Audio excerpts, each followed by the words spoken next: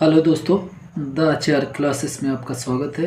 तो class 12th की physics आपको पढ़ा रहे हैं, जिसमें लेसन 4 चल रहा है, गतिमान आवेश और चुंबकत्व। आपको बता दें, ये अलग अलग बुक में लेसन का नाम अलग होगा, बाकी हेडिंगें सभी सेम होती है। तो चलिए, इसमें आज टॉपिक जो आपको पढ़ाएंगे, चुंबकीय द्विध्रुव के कारण निरक्षीय अथवा अनुप्रस्थ स्थिति में चुंबकीय क्षेत्र। आप ये सेम नाम से यहाँ पास वैद्युत द्विध्रुव के कारण पढ़े हैं, वैद्युत आवेश तथा क्षेत्र में। ठीक है, तो आज का जो टॉपिक है उसी से संबंधित चुंबकीय द्विध्रुव के कारण निरक्षीय अथवा इसी को बोलते हैं अनुप्रस्थ स्थिति में चुंबकीय क्षेत्र। तो देखिए, इसकी रचना लिखना होता है, तो रचना हमने ये पहले से लिख रखा है ताकि वीडियो ज़्यादा लंबी ना हो। तो देखिए, इसको समझाते हैं आपको एक बार। देखिए, इसमें आपको समझना क्या है, इसी से हेडिंग से हम बना लेते हैं। माना एक चुंबकीय द्विध्रुव, ठीक है, माना एक चुंबकीय द्विध्रुव समान ध्रुव सामर्थ्य, ठीक है, एम के, यहाँ पे -1 को एम कर लेते हैं और 1 को +m, ठीक, एम के दो विपरीत चुंबकीय द्विध्रुवों से मिलकर बना, ये एक माइनस और एक प्लस। ठीक, तो इसमें हम ऐसे ना लिखकर दूसरी तरीके भी लिख सकते हैं। माना एक चुंबकीय द्विध्रुव चुंबक के दो ध्रुवों -m तथा +m से मिलकर बने हैं, जिनके बीच की दूरी 2l है। देखिए, जिनके बीच की दूरी क्या है, 2l है। चुंबकीय द्विध्रुव, ठीक है, चुंबकीय द्विध्रुव के निरक्ष पर स्थित बिंदु P पर चुंबकीय क्षेत्र ज्ञात करना है, जिसकी द्विध्रुव के केंद्र से दूरी r है। ठीक, तो इतना आप लोग रचना लिख लेंगे। मेन होता है डेरिवेशन, तो डेरिवेशन हम आपको समझा रहे हैं, बाकी ये रचना आप लोग समझकर उतना लिख लेंगे। तो चलिए, अब रचना आपको हो गया है, तो यहाँ पे हम समझाते हैं कि इसका डेरिवेशन कैसे करना है। तो यहाँ पे अब देखिए, समझेंगे सबसे पहले। ये देखिए, एक त्रिभुज बनता हुआ दिख रहा है। क्या दिख रहा है? त्रिभुज। और यहाँ से देखिए, हमें केवल एक दूरी ये मालूम होती है L, और एक दूरी ये R ऊपर वाली। ठीक है, तो एक नीचे की दूरी मालूम, मतलब एक आधार मालूम है, एक लंब। तो हम यहाँ पे कण निकाल लेते हैं। कण बराबर क्या होता है? लंब स्क्वायर प्लस आधार स्क्वायर। ठीक है, कण का स्क्वायर बराबर लंब का स्क्वायर प्लस आधार का स्क्वायर। तो कण से जब हम स्क्वायर हटाते हैं तो रूट चढ़ा जाता है। ठीक है, तो ये आप लोग को पता होगा पहले ही लेसन से। नहीं पता तो याद रखिए, यहाँ पे देखिए L है, ये R है। ठीक, तो कण स्क्वायर बराबर फार्मूला लगा दीजिए, लंब का स्क्वायर प्लस आधार का स्क्वायर, उससे ये आ जाता है। तो देखिए, N से दूरी क्या है? रोड में R square plus L square, और S से P के बीच की दूरी R square plus L square, मतलब दोनों दूरियां क्या है? समान है। तो हम लिखते हैं यहाँ पे चुंबकीय द्विध्रुव N के कारण, ठीक है, चुंबकीय द्विध्रुव N के कारण बिंदु P पर चुंबकीय क्षेत्र। तो लिखेंगे चुंबकीय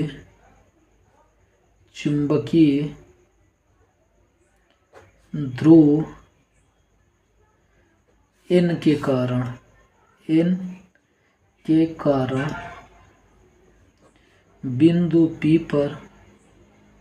बिंदु P पर चुंबकीय क्षेत्र। तो देखिए, किसी भी ध्रुव के कारण या बिंदु के कारण चुंबकीय क्षेत्र का जो फार्मूला होता है, देखिए, प्लस के कारण ऊपर की ओर तो B1, ठीक है, तो B1 का जो चुंबकीय क्षेत्र होता है μ0 अपॉन होता है 4 पाई। ठीक है, μ0 अपॉन 4 पाई, और होता है यहाँ पे M। ठीक है, मतलब चुंबकीय द्विध्रुव का यहाँ पे एक पॉइंट, ठीक है, अपॉन यहाँ पे R square plus L square. ठीक, तो यहाँ पे आप लोग देखें, फार्मूला क्या होता है? B बराबर μ0 अपॉन 4 पाई M अपॉन R स्क्वायर होता है। तो यहाँ पे दूरी कितनी है? रोड में R square plus L square, तो इसका स्क्वायर। अगर यहाँ पे हम दिशा दिखाना चाहें तो देखिए, यहाँ पे B1 का जो मान है, अब देखिए यहाँ पे μ0 अपॉन 4 पाई, अब ये गुणे में तो M और देखिए ये इसका स्क्वायर, जब रूट का स्क्वायर किया जाता है तो रूट से स्क्वायर कैंसिल हो जाता है, तो यहाँ पे आएगा r square plus L square. ठीक है, तो यहाँ पे अगर हमें दिशा दिखाना होती है तो दिशा दिखा देते हैं। दिशा एन से पी की ओर होगी, दिशा जो होगी एन से पी की ओर होगी। ठीक, तो ये किसके कारण हमने निकाल लिया, एन के कारण। अब इसी प्रकार लिखेंगे एस के कारण बिंदु पी पर चुंबकीय क्षेत्र। तो एस के कारण बिंदु पी पर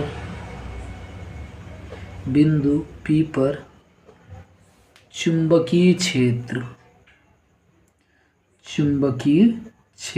तो देखिए एस के कारण पी पर जो चुंबकीय क्षेत्र होगा ये भी फार्मूला सेम ही होता है। ठीक है, तो यहाँ पे हम लिखेंगे B2 म्यू नॉट अपॉन, सीधा हम यही लिख देते हैं। ठीक है, तो फार्मूला क्या होगा यहाँ पे, B2 बराबर mu naught M upon 4 pi, और ये होगा r square plus L square.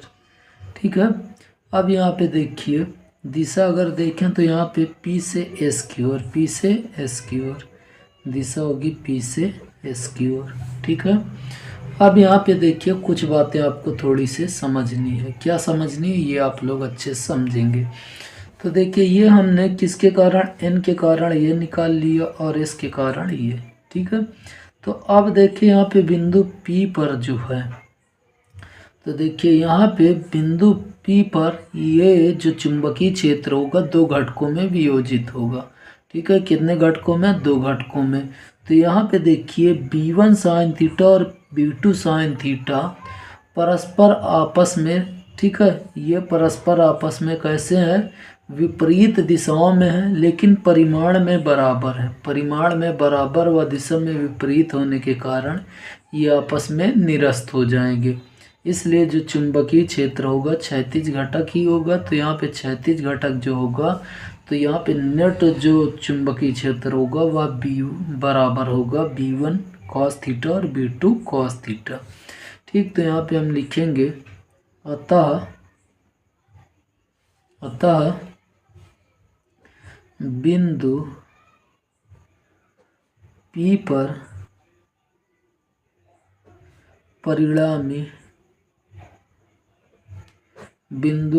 पर परिणामी चुंबकीय क्षेत्र। तो देखिए बिंदु P पर जो चुंबकीय क्षेत्र होगा वह होगा B बराबर B1 cos theta plus B2 cos theta. देखिए cos थीटा क्यों है, क्योंकि ये क्षैतिज घटक में है। ठीक है, क्षैतिज घटक में है और ऊर्ध्वाधर घटक आपस में कैंसिल हो जाता है, इसलिए साइन थीटा नहीं लिखा जाता।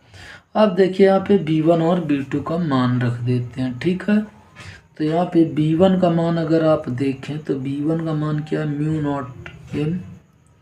Mu naught M upon 4 pi, और यहाँ पे क्या है r square plus L square. ठीक है, उसके बाद देखिए प्लस है और कॉस थीटा। ठीक है, B1 का मान ये है और ये कॉस थीटा, तो हम यहाँ पे लिखते हैं, देखिए कॉस थीटा, क्या लिखते हैं, कॉस थीटा प्लस B2 का मान क्या है, म्यू नॉट M अपॉन, यहाँ पे देखिए 4 pi are square plus L square, और ये कॉस थीटा, तो यहाँ पे कॉस थीटा।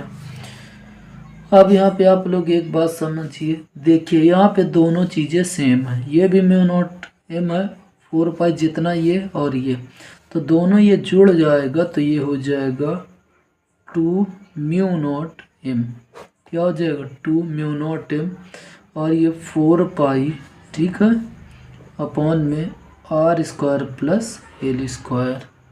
क्या हो जाएगा, R square plus L square. तो ये आप लोग देख सकते हैं, देखिए ये दोनों जुड़ेगा सेम है, तो 2 और म्यू नॉट M, बाकी सब चीज़ें सेम रहेगी। ठीक है, और यहाँ पे कॉस थीटा, तो ये कॉस थीटा।